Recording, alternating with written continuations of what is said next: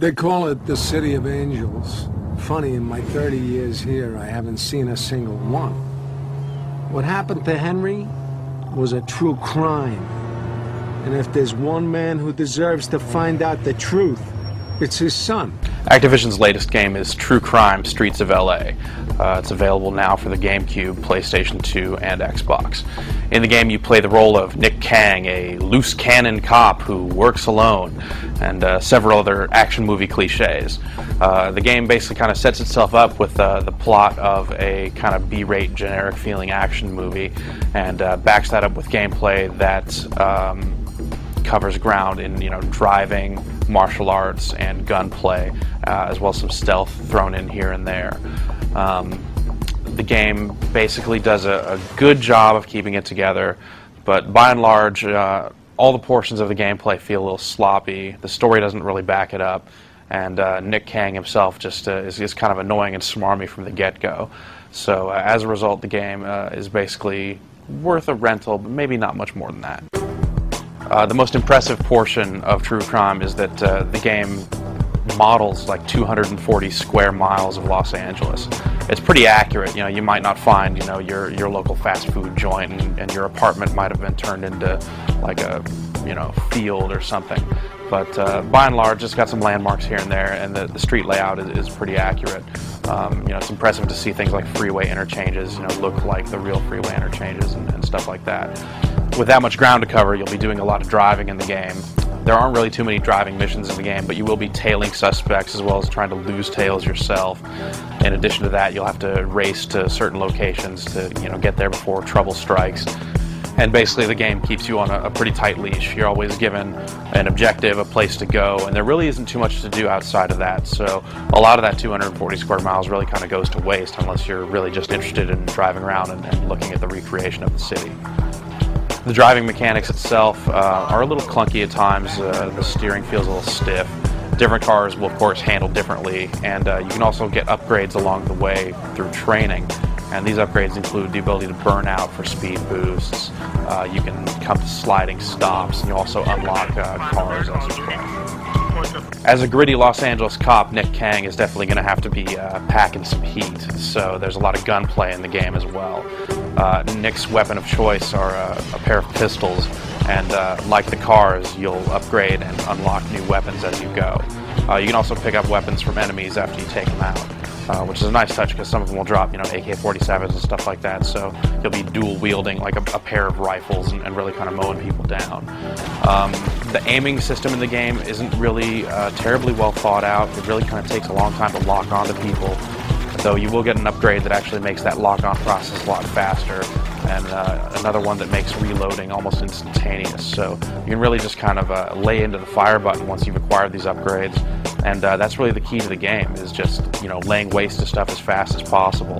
The gunfighting is almost automatic in that sense. You can choose to take people out with a neutralizing shot to the shoulder, but by and large, when you're in the missions, you really don't have to make that choice. You can just kind of fill everybody full of lead, and that's that. The third facet of True Crime's gameplay is unarmed combat, and you'll probably encounter this one most of all. Nick Kang is a martial artist of sorts, and you have a punch, kick, and jump kick button at your disposal when you're fighting like this. A lot of the instances of unarmed combat take place indoors, and in these sections you actually can't control the camera, which, in a nutshell is really dumb, because you really kind of miss out on a lot of the action. You'll have guys kind of walking up at you from a spot where you can't see them, and they'll get an attack in because of that advantage. So that's super annoying. Like the other facets, you can get upgrades, and these upgrades actually, make the fighting system a lot easier to deal with. The basic punches and kicks really don't help that much, and they really don't do very much damage.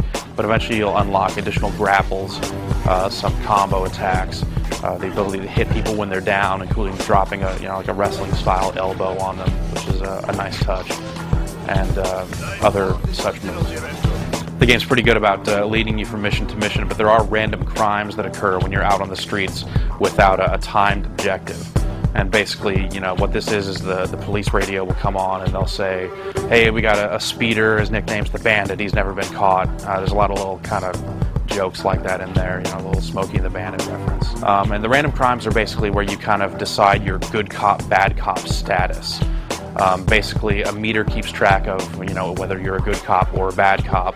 And basically, the difference between being a good cop and a bad cop is not killing people. So, you take people out with neutralizing shots, or, you arrest people instead of just smoking them, stuff like that. So you'll encounter a street fight. You can solve most of these crimes by just kind of running people over. You just have to make sure you're not going so fast that you kill them, but you just hit them, it'll knock them unconscious, crime solved. Some of the crooks will escalate stuff, there'll be armed robberies and people like that, you have to take out.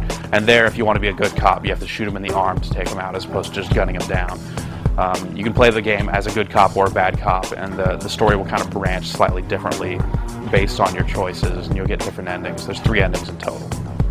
The storyline in True Crime basically feels kind of ripped out of a kind of direct-to-cable version of an action movie. Basically, you're Nick Kang, this loose cannon cop. They are sure to mention that he's a loose cannon. They're sure to mention that he likes to work alone. He treats his female partner with a whole lot of disrespect right off the get-go, kind of asking her to go get him a coffee and that sort of thing. So he's just kind of a jerk. It's real easy to see that they were maybe kind of going for that kind of loose cannon, Martin Riggs, Lethal Weapon sort of thing. But, the guy's dialogue just doesn't come across with any sort of charm at all. And he really just is kind of a jackass. He's a pretty unlikable character from start to finish. You telling me you know someone who can ID this guy? Maybe. An arms dealer out in Venice Beach, a real piece of work. Done business with Russians for years. If there's trouble, then he's in it. Whoa, pal. I'm running this up now, and you don't so much as take a leak unless I say so. Speaking of which, Masterson, the fly's open. Your mission in the game is to get close to the triads, which are shaking down a bunch of local businesses, burning down lots of buildings and things like that. But that mission quickly expands as you kind of get the depth of the operation. You'll encounter money laundering, kind of ex-KGB guys, and lots of different facets as the story just kind of spins out of control to include the FBI, who in classic, kind of action movie cliche fashion, you have this, FBI guy kind of stepping in on your jurisdiction and being kind of a jerk and just saying things like Kang, and it's really kind of been done before, and it really feels pretty unoriginal here. The game also takes a pretty brief sojourn into this really weird territory. I won't give too much of it away. You can find a movie up on the site that kind of shows this, but at one point you're fighting zombies, which for a game that's kind of all about gritty cop stuff, to really kind of have just 20 minutes of the game that kind of just goes in this entirely different direction, and then yet comes right back and there you are just tailing another suspect and continuing on with the story like nothing ever happened. It's really weird and it really feels out of place. Overall, the story just feels really disjointed and kind of hops from place to place with little rhyme or reason.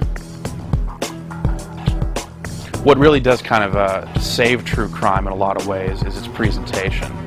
Graphically, the game really does look fantastic. It's available for all 3 platforms, and as you might expect, the Xbox version does look the cleanest, but all 3 versions of the game really do look great.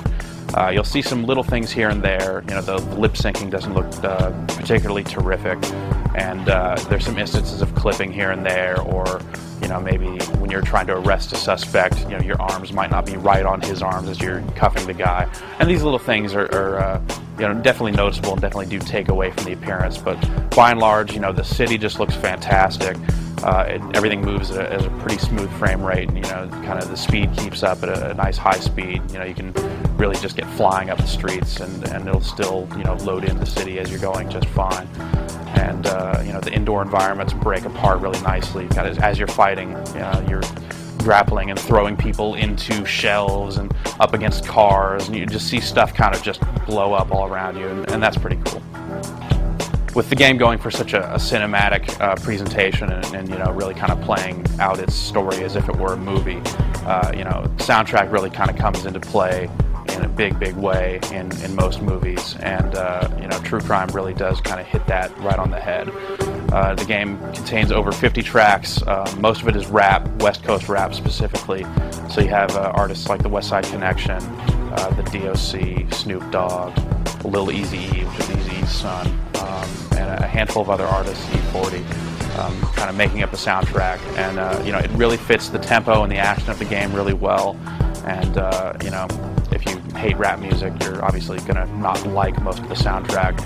There are a few older funk tracks, Parliament's on there, and a couple tracks from Megadeth, and there's a song from Taproot on there. So it's not all rap, but by and large, if you have a strong hatred for rap, then hopefully you have an Xbox and you can use the custom soundtrack option to you know, get rid of that stuff. But it does fit the game really well, and is definitely a strength of the game. The rest of the sound is pretty top-notch stuff. You know, you hear the squealing of tires, the firing of guns, all that stuff sounds pretty good. The voice work, with the exception of the lead character, who is pretty much terrible from start to finish, the voice work in the game is really well done. Christopher Walken kind of bookends the game as a narrator. He plays an older, near-retirement cop who knew Nick Kang's father. So he kind of sets the story up and closes the story out. It actually would have been a nice touch to see more Christopher Walken in there, because he really does a fine job at kind of bookending the story. So if maybe, you know, he had been kind of, would come on, you know, in between chapters of the story and kind of move things along, I think that would have actually helped to make the story kind of flow a little better. But as it is, you know, the plot is pretty disjointed without any sort of connective tissue. Nah, not like Nick. First, his mother died. She was a dear soul.